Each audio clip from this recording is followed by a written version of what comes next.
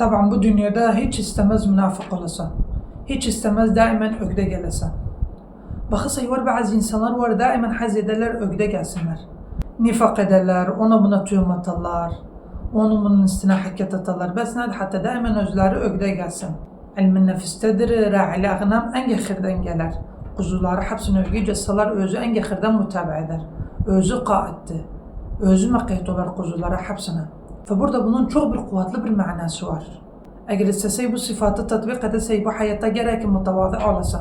Gerekin herkese mecal veresin. Gerekin herkesten düz olasın, mütevazı olasın. Allah subhanahu ve teala yetirirsen öge. Der men tevaza'a lillahi rafa'ahu Allah. Daimen hiç istemez münafık olasın. Aynen ra'il ağnam taki. Öge yasal herkesane sen ensede dur qaid ol. Şerde ögde olasın. Ögde olsan, vasatta olsan, ahirde olsan. Eğer sen kıyadiyse daimen kıyadi kalasın. Ama daimen hazirsen ögde gelesen, alami yandırasan, onu bunun esasında gaybet edesen, bu tekebbür ve gururluqdur. Ama eğer ise ilmin nefistakin tatbik edesen, ra'il ağnamtak olasan daimen yeri muhim dögü. Eğer tavadı'ysa Allah subhanahu wa ta'ala daimen sana öge yetirir.